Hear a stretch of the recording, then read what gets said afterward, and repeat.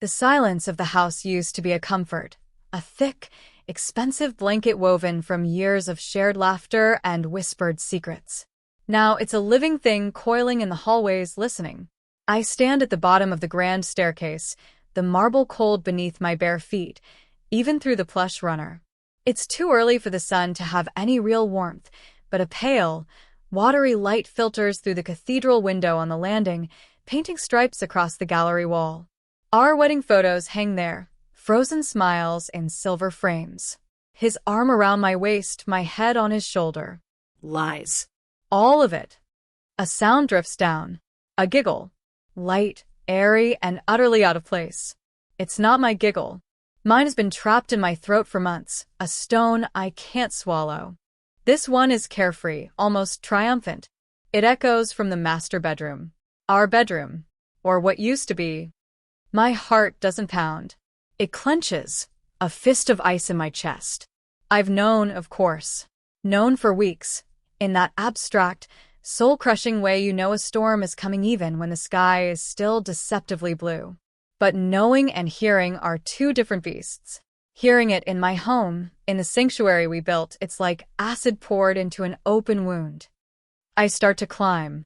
Each step is deliberate, measured. The wood of the banister is smooth and cool under my palm, a familiar anchor in a world tipped on its axis. The house holds its breath. Or maybe that's me. The giggle comes again, closer now, followed by a low murmur. His voice. Intimate. The kind of voice he used to use with me, back when I was foolish enough to believe in forever. The master bedroom door is slightly ajar. A sliver of golden light spills out, bisecting the dim hallway. I can smell her perfume, something cloyingly sweet, an invasive species in the subtle lavender and sandalwood that has always been the scent of our room. My room. I should scream. I should rage. I should kick down the door and unleash the hurricane that's been building inside me. But a strange, chilling calm settles over me instead. It's the calm of the deep ocean, right before the tsunami hits. I push the door open. They're tangled in the sheets, the expensive Egyptian cotton ones I picked out. Her blonde hair, so different from my dark waves, is fanned out across my pillow. His arm is draped over her, possessive even in sleep. For a horrifying second, the scene is so grotesquely domestic, so perversely normal, it almost makes me laugh. Almost.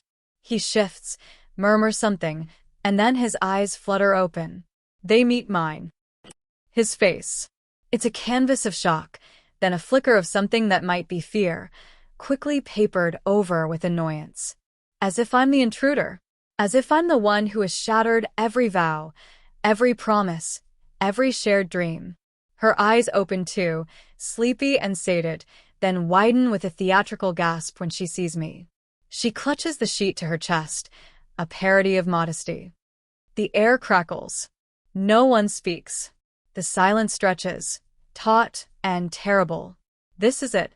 The moment the abstract horror becomes flesh and blood reality, lounging in my bed, wearing my husband like a stolen coat. If you've ever felt that sickening lurch, that moment where your world just breaks, tell me in the comments. I read every single one. And if this story already has you hooked, please subscribe.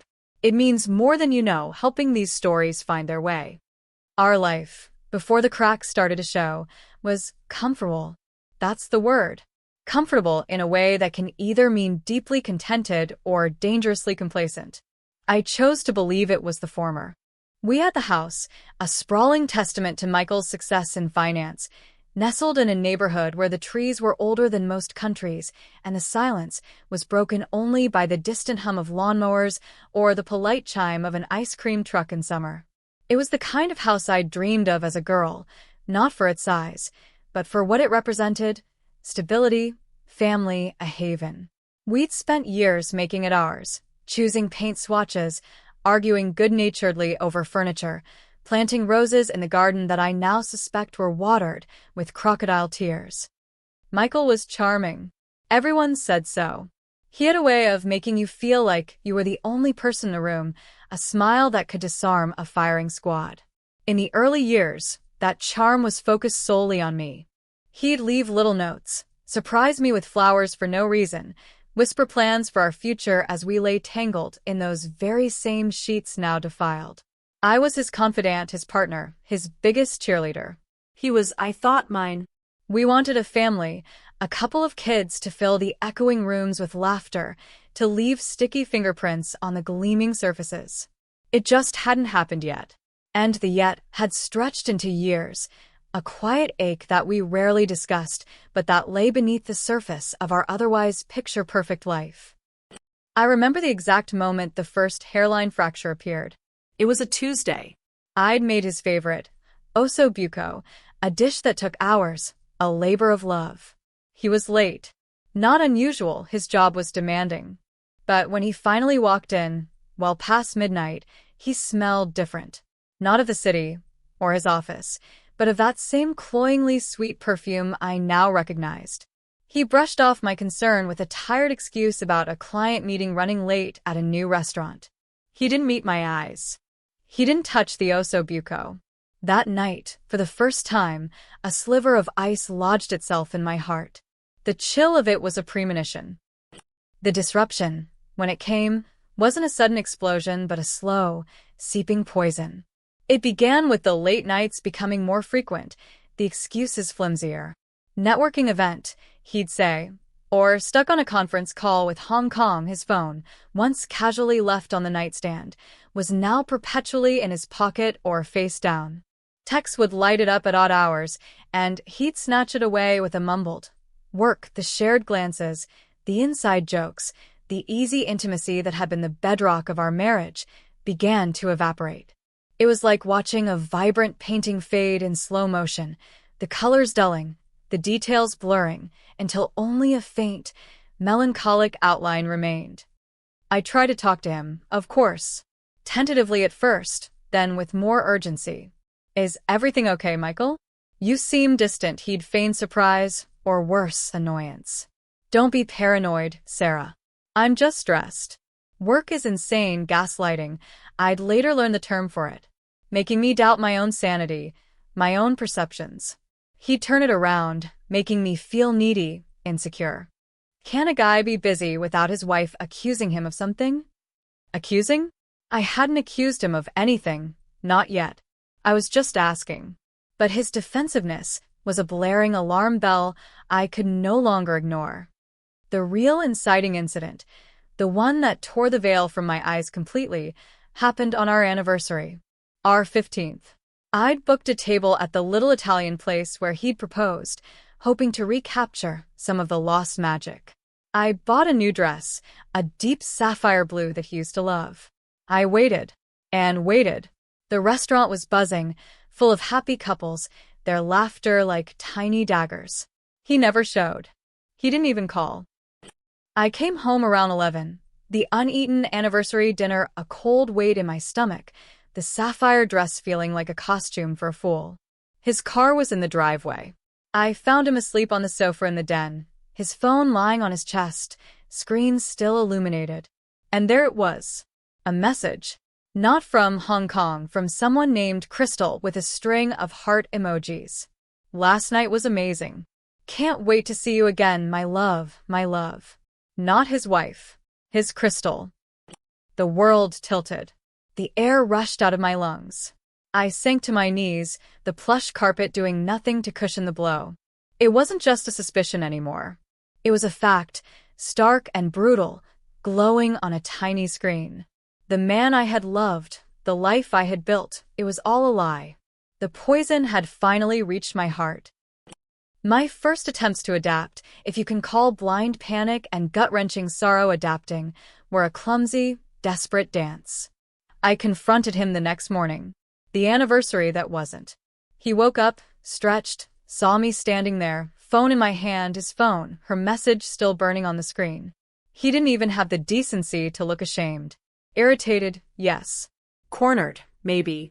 But not sorry. Sarah, it's not what you think, he began, the classic, infuriating opening line of every cheater's handbook. Isn't it? My voice was surprisingly steady, a thin veneer of calm over a raging inferno. Because it looks exactly like you're having an affair, Michael. With Crystal.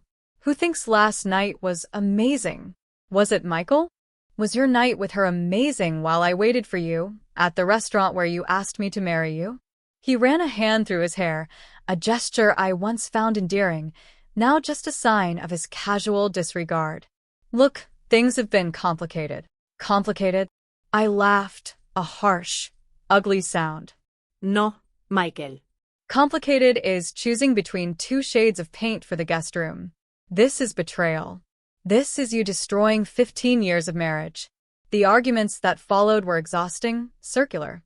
He'd admit to a mistake, then minimize it. He'd promise it was over, then I'd catch him whispering on the phone again. He'd try to blame me, our stagnant life, the lack of children, anything but his own choices. I swung between wanting to believe him, to salvage something from the wreckage, and wanting to scream until my lungs gave out. Sleep became a luxury I couldn't afford, my nights spent staring at the ceiling, replaying every lie, every stolen moment. The mansion, our beautiful home, began to feel like a gilded cage. Every room held a memory, now tainted. The kitchen where we'd danced while cooking, the den where we'd snuggled by the fire, the bedroom. I couldn't even bear to think about the bedroom.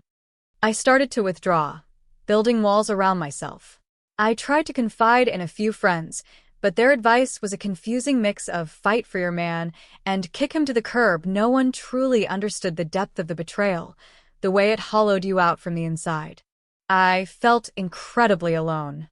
I'd find myself wandering through the house, a ghost in my own life, touching the things we'd chosen together, wondering if any of it had ever been real. Was I just a fool? Had he ever truly loved me? The questions gnawed at me, relentless and cruel. He, on the other hand, seemed almost relieved. As if the confession, however forced, had unburdened him. He started spending even more nights out, barely bothering with excuses anymore. The pretense was over, and in its place was a chilling indifference. He was shedding our life together like an old skin, eager to embrace his new one, with Crystal. And I was left to pick through the pieces of what he'd discarded. The early struggles weren't just about the affair. They were about the death of a dream, the slow, agonizing realization that the man I married didn't exist anymore, or perhaps never had. The problems intensified with a brutal, almost casual cruelty. Michael stopped trying to hide it. It was as if, once the initial shock of discovery had passed, he felt emboldened. The late nights became entire weekends away. Business trips, he'd call them, his voice devoid of any attempt at conviction. I'd see the charges on the credit card statements, boutique hotels, fancy restaurants in towns he had no business being in. Always for two. Crystal. Her name became a curse word in my silent vocabulary. She wasn't just a phantom anymore. I saw her once, accidentally. I'd gone to a charity gala, one we used to attend together. I almost didn't go, but a friend convinced me, said it would be good to get out. And there she was on his arm. Crystal. Younger, blonder, poured into a dress that left little to the imagination. She looked smug, triumphant. Michael saw me, his eyes widened for a fraction of a second. Then he steered her away, into the throng. He didn't acknowledge me, didn't even have the decency to look embarrassed. It was a public humiliation, a deliberate severing. I felt the eyes of our acquaintances on me, a mixture of pity and morbid curiosity. I fled, the laughter and music of the gala chasing me out into the cold night. The mansion, my home, became a battleground of passive aggression. He'd leave her things around, a scarf draped over a chair, a tube of lipstick on the bathroom counter. Small incursions, testing my boundaries, or perhaps just careless, thoughtless acts. Each discovery was a fresh stab. I started sleeping in the guest room, unable to bear the thought of our bed. The house, once a symbol of our shared life, now felt enormous, empty, haunted by the ghost of what we'd been and the encroaching presence of what he was becoming. I tried to be strategic. I started gathering evidence, printing out those credit card statements, taking screenshots of suspicious messages I'd glimpsed. I consulted a lawyer, a sharp, no-nonsense woman named Ms. Albright. Her office was stark, minimalist, a reflection of her approach. She listened patiently as I poured out the story, my voice trembling. "Infidelity is grounds for divorce, Mrs. Hamilton," she said, her tone professional but not unkind. "But Mr. Hamilton is a wealthy man. These things can get messy." Messy. That was an understatement. Michael controlled most of our finances. The house, I'd always assumed, was ours. But Ms. Albright's initial assessment was cautious. "We need to see how the assets are titled," she explained. "Jointly held properties are one thing, but if he's been clever." My anxiety ratcheted up. He was clever. And ruthless. I'd seen it in his business dealings. Why would he be any different with me? The challenges were multiplying. Not only was I dealing with the emotional devastation, but now the terrifying prospect of a financial battle, of potentially losing my home, the only place I still felt even a sliver of security. He started making comments, veiled threats. "You know, Sarah, a divorce could be very hard on you. You haven't worked in years," it was true. I dedicated my life to supporting his career, to making our home. A choice I'd made willingly, lovingly. Now it was being used as a weapon against me. The isolation deepened. Some friends rallied, offering support. Others, the ones who were more Michael's friends, grew distant, their calls less frequent. I felt like I was drowning, the water rising inch by inch, and he was standing on the shore, watching, with Crystal by his side. The rising challenges weren't just about him and her. They were about the systematic dismantling of my life, my security, my sense of self. And I had no idea how to stop it. The major twist, the one that shattered any lingering, foolish hope of reconciliation, the one that propelled me from heartbroken wife to a woman fighting for her very survival, came on a rainy Tuesday afternoon. I remember the drumming of the rain against the window panes, a mournful soundtrack to the drama unfolding. Michael came home early, which was unusual. He didn't look at me, just strode into the living room, tossing his briefcase onto the antique console table with a thud that made me jump. He paced for a moment, then turned to me, his face set in a mask of grim determination I hadn't seen before, not even during our worst arguments. There was no apology in his eyes, no flicker of doubt, just a cold, hard resolve. "Sarah," he began, his voice flat, devoid of emotion. "We need to talk about the living arrangements." My heart sank. I knew, instinctively, this wasn't going to be a discussion about him moving out. "Crystal is going to be moving in." The words hung in the air, heavy and suffocating, like the humid summer air before a violent thunderstorm. I stared at him, unable to process it. "Moving in? Here? Into our home? Into my home?" "You can't be serious," I managed, my voice a hoarse whisper. "I am perfectly serious." He gestured vaguely around the room, at the life we had built together, piece by painstaking piece. "This house is big enough. There's no reason for things to be unnecessarily difficult." Unnecessarily difficult? He was talking about moving his mistress into our marital home, and he was worried about unnecessary difficulty? The audacity of it stole my breath. It was a declaration of war.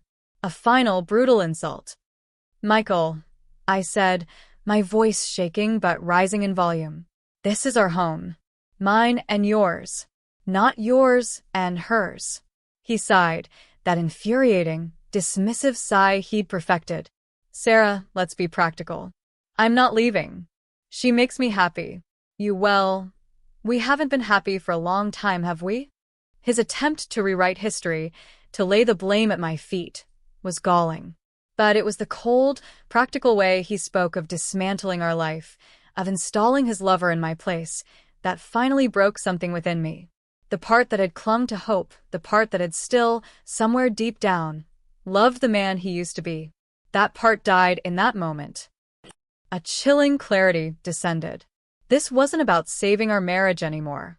That ship had sailed, torpedoed by his infidelity and arrogance. This was about saving myself, my dignity, my home, my future. "No," I said, the words small but firm. No. He raised an eyebrow, a flicker of surprise, then annoyance. What do you mean, no? I mean, no. She is not moving into this house. He laughed then, a short, sharp, humorless sound. Sarah, you don't seem to understand. This isn't up for discussion. It's happening. He turned and walked out of the room, leaving me standing there, the rain still lashing against the windows, the echo of his decree ringing in my ears. Crystal is moving in. That was the midpoint. The moment my perspective shifted irrevocably. The grief was still there, a raw, aching wound. But beneath it, something new was stirring. A cold, hard anger. A steely resolve. He thought he could just discard me, erase me from my own life, install his replacement without a fight? He had no idea who he was dealing with. He had mistaken my kindness for weakness, my love for subservience. He was about to find out how wrong he was. The game had changed, and I was determined to play it to win. Not to win him back, but to win back my life. Everything fell apart with a speed and thoroughness that left me breathless. True to his word, Michael began moving Crystal in the very next day. Not with a moving truck and fanfare, but piece by insidious piece. First, it was a few extra designer shopping bags appearing in the master suite's walk-in closet, nestled amongst my own clothes like vipers in a garden. Then, her toiletries started colonizing the marble countertop in the master bath, pushing my familiar creams and serums to the side. Each item was a tiny flag planted, claiming territory. I felt like an occupied nation. The house, my sanctuary, became a place of torment. Every corner held the potential for an awkward, painful encounter. I'd walk into the kitchen for a glass of water, and she'd be there, perched on a stool, laughing at something Michael said, her eyes flicking to me with a look that was a nauseating blend of pity and triumph. She made no effort to be discreet, no attempt to acknowledge my pain. Why would she? She was the victor, wasn't she? Michael had chosen her. He was installing her as the new queen of his castle. I retreated further, confining myself mostly to the guest wing, a small suite of rooms at the far end of the house. It felt like exile. I ate my meals there, read books I couldn't concentrate on, stared out the window at the garden I'd lovingly tended, now feeling like it belonged to someone else. The silence from Michael was deafening. He made no attempt to speak to me, to explain, to even acknowledge the profound cruelty of his actions. He simply went about his life, with her, as if I were a piece of inconvenient furniture he was waiting to have removed. The nights were the worst. The main house would be alive with sounds I tried desperately to block out. Their laughter, the murmur of their conversations, the clink of glasses. Sometimes, I'd hear music playing from the master bedroom, our bedroom, their bedroom. Each note was a stab of pain. Sleep was a battlefield I rarely won. Ms. Albright, my lawyer, was my only lifeline. I'd call her, my voice often choked with tears, recounting the latest outrage. She listened, her voice a calm, steady presence in the storm of my emotions. "This is psychological warfare, Sarah," she said during one call, after I told her Crystal had started redecorating the living room, replacing a painting we'd bought on our honeymoon in Italy. "He's trying to break you, to make you give up and walk away with nothing." "It's working," I whispered, shame burning my cheeks. I felt so weak, so defeated. "No, it's not," Ms. Albright said, her voice firm. "It's galvanizing you. Now, about the financials. You mentioned your father helped you purchase the property before your marriage?" That was a sliver of hope I'd almost forgotten. My father, a shrewd businessman himself, had insisted on helping me with a down payment for the house years ago, before Michael was even significantly in the picture. He'd structured it in a way he said would protect me. At the time, I'd thought it was overly cautious, even a little insulting to Michael. Now it felt like a lifeline thrown by a ghost. "Yes," I said, a flicker of something igniting within me. He did.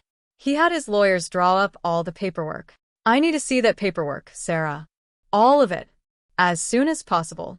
The deepening crisis wasn't just emotional, it was a daily, grinding assault on my spirit. Friends who had initially been supportive started to sound uncomfortable. The situation was too messy, too protracted. "Are you sure you want to fight this hard, Sarah?" One asked, meaning well, I suppose. "Maybe it's better to just cut your losses and move on, move on?" To where? With what? He was systematically stripping me of everything: my home, my financial security, my dignity. One evening, I found Crystal wearing one of my favorite cashmere robes, one Michael had given me years ago. She was lounging on the sofa in the den, flipping through a magazine, looking completely at home. She looked up, saw me, and actually smiled, a smug, self-satisfied little smirk. "Oh, hi," she said, as if we were casual acquaintances. "Comfy, isn't it? Michael said you wouldn't mind." I didn't say anything. I just turned and walked away, the image of her in my robe, in my house, burning into my brain. That night, I didn't cry. I sat in the dark in the guest room, a cold, hard knot of anger solidifying in my chest. All seemed lost, yes. But something else was happening too. The more they tried to erase me, the more determined I became to leave my mark. A permanent one. The crisis had deepened, but so had my resolve. He thought he was breaking me. He was, in fact, forging me into something much stronger, something much more dangerous to his carefully constructed new life. The turning point wasn't a single, dramatic lightning strike, but a series of small, illuminating sparks that gradually coalesced into a roaring fire of determination. It began with that conversation with Ms. Albright about the initial purchase of the house. I dug through boxes of old papers in the attic, a dusty, forgotten space that mirrored the neglected corners of my memory. And there it was, a thick file, meticulously organized by my late father. Deeds, bank transfers, legal correspondence.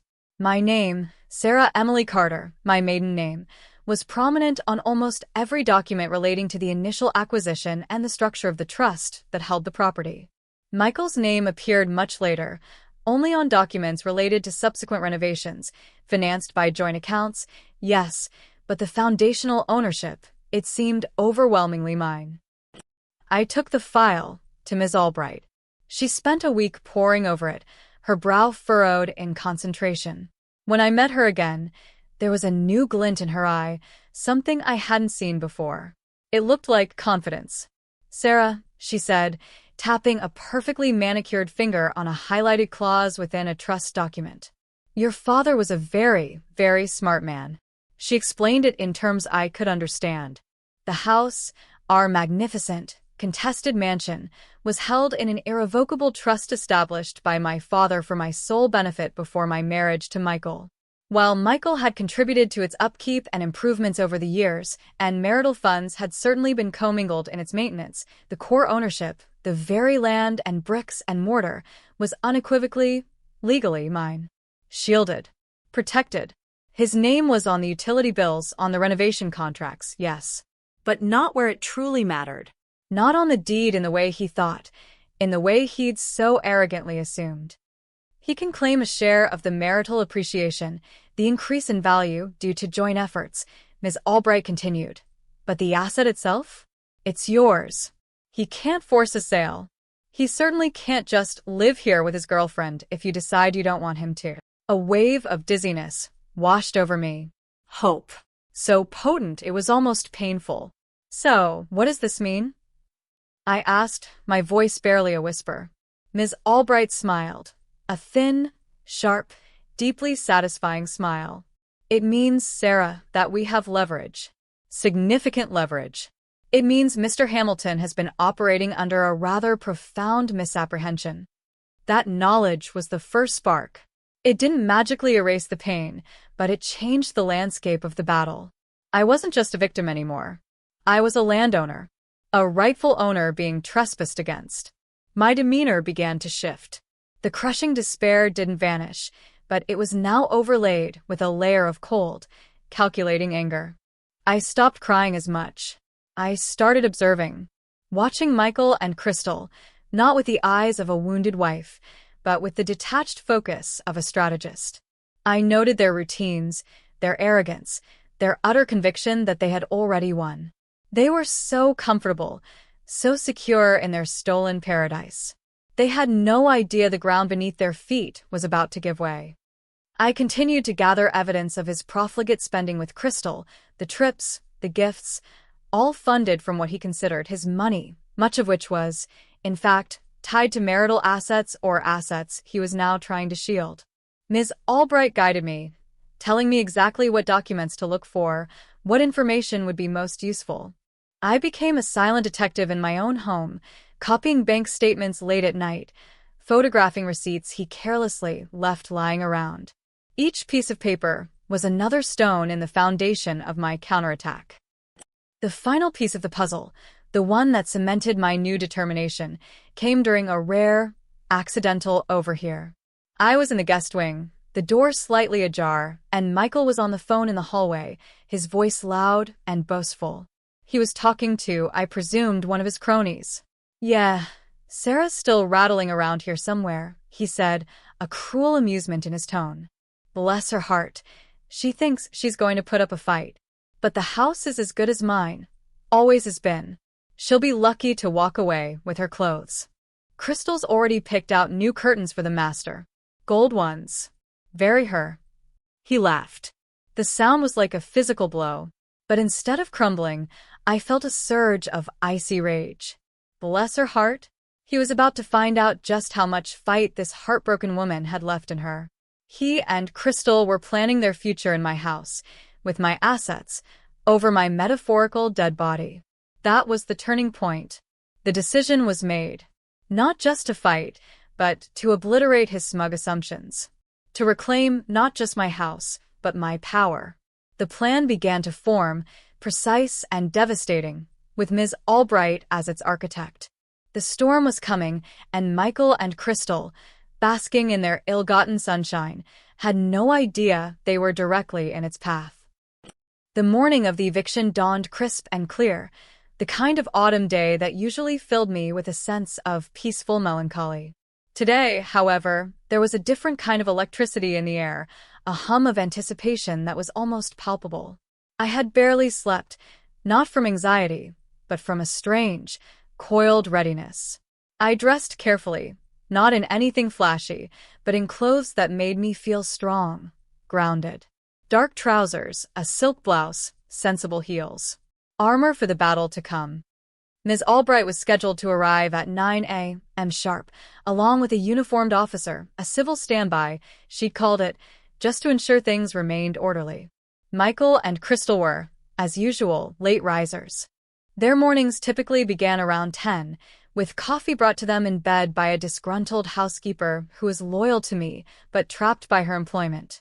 Today, their leisurely routine was about to be spectacularly interrupted. I was in the kitchen, nursing a cup of black coffee I didn't really taste, when I saw Ms. Albright's sleek black car pull into the long, curved driveway. She emerged, briefcase in hand, a picture of calm, formidable professionalism.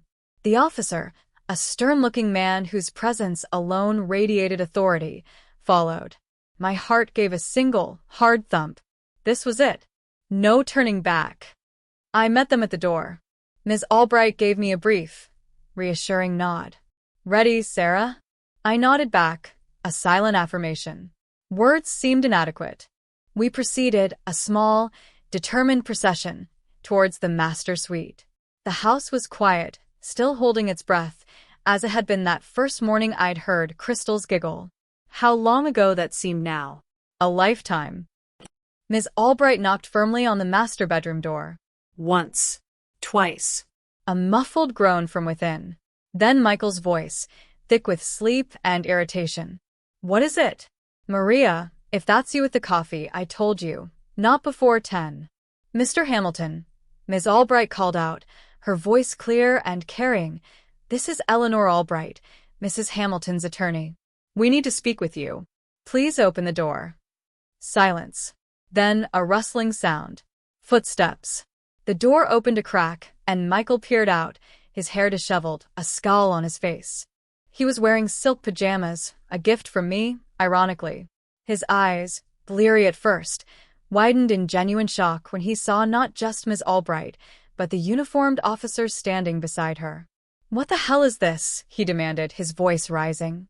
"Sarah, what is the meaning of this circus?" He looked past Ms. Albright to me, standing slightly behind her. His expression was one of utter bewilderment, rapidly morphing into anger. Before he could continue his tirade, Ms. Albright stepped forward, holding out a sheaf of legal documents. "Mr. Hamilton, this is a formal notice. You and your guest," she said, her eyes flicking disdainfully towards the interior of the room where I could just glimpse a blonde head starting to sit up in bed, "are required to vacate these premises immediately." Michael stared at her, then at the papers, as if she were speaking a foreign language. "Vacate? Are you insane? This is my house."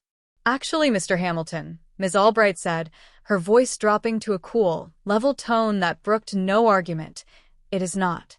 As these documents clearly state, and as your premarital agreement, which you seem to have conveniently forgotten, also substantiates, this property is the sole and separate property of Mrs. Sarah Hamilton, held in trust. Your occupancy here, particularly with an unrelated third party, is no longer welcome or permissible. You have 1 hour to gather your personal belongings and leave." Crystal was out of bed now, clutching a sheet around herself, her face a mask of sleepy confusion and dawning horror. "Michael? What is she talking about?" Michael ignored her. His face was turning a mottled shade of red. He snatched the papers from Ms. Albright's hand, his eyes scanning them wildly. I could see the exact moment the reality of his situation began to penetrate his arrogant facade. His bravado began to crumble, replaced by a raw, sputtering disbelief. This is ridiculous. A mistake. Sarah, tell them. This is our house." He appealed to me, his voice a strange mix of command and desperation. I met his gaze, my own calm and steady. "No, Michael," I said, my voice quiet but firm, echoing my sentiment from weeks ago, but this time backed by the full force of the law. "It's my house, and you are no longer welcome here." That's when he started to unravel. "You can't do this," he yelled, his voice cracking. "I'll fight this. I'll sue you. I'll sue everyone." He gestured wildly, the legal papers shaking in his hand. Ms. Albright simply raised an eyebrow. "You are certainly free to pursue any legal avenues you wish, Mr. Hamilton. However, I suggest you have your own attorney review these documents carefully. They are quite ironclad. The officer is here to ensure a peaceful departure. Please, do not make this more difficult than it needs to be." Crystal, finally grasping the enormity of what was happening, began to wail. "Michael, Do something. where are we going to go? My things. All my new things are here." Her voice was shrill, panicked. Her carefully constructed fantasy was imploding before her eyes. Michael turned on her, his face contorted with fury. "Shut up, Crystal. Just shut up." He looked like a cornered animal, lashing out blindly. He whirled back to face me, his eyes filled with a venomous rage I had never seen before, not even in our worst fights. You planned this," he accused, jabbing a finger towards me. "You conniving bitch. After everything I've done for you." "Everything you've done for me?" I repeated, a bitter laugh escaping me. "Or everything you've done to me, Michael?" The fight seemed to drain out of him then, replaced by a dawning, sickening realization of his utter defeat. He looked around the opulent bedroom, my bedroom, as if seeing it for the first time. He saw the expensive furniture, the artwork, the symbols of the life he had so carelessly destroyed, now being snatched from his grasp. He sank onto the edge of the bed, his head in his hands. And then he let out a sound. It wasn't a word. It was a raw, guttural noise, torn from the depths of his being. A sound of pure, unadulterated agony and fury. He screamed. A long, strangled, pathetic wail of a defeated man who had flown too close to the sun on wings of arrogance and deceit, and was now crashing spectacularly back to earth. It echoed through the silent, watching house. Crystal stared at him, her own tears momentarily forgotten, her mouth agape. The officer shifted uncomfortably. Ms. Albright remained impassive, a pillar of legal rectitude. And me? I watched him. I listened to that scream, the scream of a man who had thought he held all the cards, only to find out he'd been playing the wrong game all along. There was no triumph in me, not in that moment. Just a profound, weary sadness and the faintest, iciest sliver of satisfaction. He was finally, truly, understanding the consequences of his actions. He was blindsided. He was broken. And it was entirely of his own making, orchestrated by the woman he had so grievously underestimated. The tables hadn't just turned. They had been flipped over, smashed, and set on fire. And as his scream died away, leaving a ringing silence in its wake, I knew one thing for certain. He would never underestimate me again. The hour that followed was a chaotic ballet of disbelief, frantic packing, and muttered recriminations. Michael, after his initial outburst, lapsed into a sullen, seething silence. He moved like a man in a daze, occasionally glaring at me with pure hatred, but mostly just stuffing clothes haphazardly into expensive suitcases. Crystal, on the other hand, was a whirlwind of panicked energy and tearful accusations. "My Manolos! Where are my new Manolos?" she wailed at one point, rummaging through the closet. "You can't just throw us out like this. This is inhuman." I didn't engage. I stood by the doorway, a silent sentinel, watching them dismantle the nest they had so brazenly built in my home. Ms. Albright supervised, ensuring they only took personal belongings, not fixtures or items clearly belonging to the estate or to me. The officer remained a stoic presence, a clear deterrent to any further histrionics. It was pathetic, really. The sheer volume of Crystal's possessions was astounding for someone who had only been a resident for a few short weeks. Designer bags, shoes, clothes with tags still on, all evidence of Michael's attempts to buy her affection, to replace what he had lost with me with shiny, new, expensive things. Each item they packed was a testament to his betrayal, and now, to their joint humiliation. The movers Ms. Albright had preemptively called, a discreet, efficient team, arrived to take their larger items to a storage unit, the bill for which, Ms. Albright calmly informed Michael, would be his responsibility. He just grunted, his face pale and drawn. The fight had gone out of him, replaced by a weary, bitter resignation. Finally, it was over. The last suitcase was zipped, the last box sealed. Michael stood in the grand foyer, a place where we had welcomed guests to countless parties, where our wedding portrait had once hung before I'd taken it down. He looked diminished, smaller.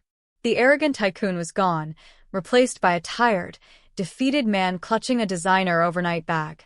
Crystal stood beside him, her makeup streaked with tears, her earlier defiance gone, leaving behind a kind of bewildered resentment.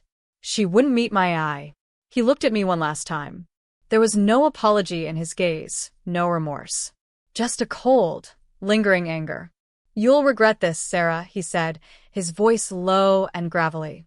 "No, Michael," I replied, my voice equally quiet but firm. "I regret many things. But this I will never regret." He turned then, without another word, and walked out the front door, Crystal trailing miserably behind him. I watched them get into his expensive sports car, the one he so loved to show off, and drive away down the long driveway, out of my life. The silence they left behind was different. It wasn't the tense, listening silence of before. This was a vast, echoing emptiness, but it was clean, purged. The air in the house seemed lighter, fresher. I walked through the rooms, room by room. The master's suite smelled faintly of her cloying perfume, a scent I would quickly eradicate. Her things were gone, leaving gaps on shelves, empty spaces in the closet. It felt spacious. Ms. Albright put a gentle hand on my arm. "Are you all right, Sarah?" I took a deep breath. "I think so," I said, and I was surprised to find that it was true. "Tired, but all right." "You did very well," she said, a rare note of warmth in her professional tone. "You were strong." Strong. I hadn't felt strong for a very long time. But maybe she was right. Maybe I was. In the days and weeks that followed, the house slowly began to feel like mine again. I opened windows, letting fresh air chase out the stale energy of their presence. I rearranged furniture. I bought new linens in colors I loved. I played my music loud. I filled the rooms with flowers, roses from my garden, the ones I had planted. Each small act was an act of reclamation. The divorce was still messy, as Ms. Albright had predicted. Michael, true to his word, tried to fight. He hired aggressive lawyers. He made outrageous claims. But the foundation of my case, the ownership of the house, was solid. My father's foresight, coupled with Ms. Albright's skill, protected me. Michael's infidelity, his audacity in moving Crystal in, his blatant attempts to hide assets, it all worked against him. In the end, he didn't get what he wanted. He didn't get the house. He didn't get to leave me destitute. He got a settlement that was fair, legally speaking, but far, far less than he'd arrogantly assumed would be his due. He lost. And I didn't just get my house back. I got my independence back. My financial security. My self-respect. I had one bigger than I had ever imagined, not just in assets, but in spirit. There were still moments of sadness, of course. 15 years is a long time to unwind. There were ghosts in the hallways, echoes of laughter that had once been real. The betrayal left scars, a lingering ache for the love I thought I'd had, for the future I'd envisioned. But alongside the sadness, there was a growing sense of peace, a quiet strength. I had faced the worst, and I had not only survived, but I had emerged, changed, yes, but whole, stronger, wiser. The mansion no longer felt like a gilded cage or a haunted battleground. It felt like home again. My home. A testament not to a failed marriage, but to my own resilience. I had weathered the storm. And as I stood in my garden, the autumn sun warm on my face, I knew, with a certainty that settled deep in my bones, that I would bloom again.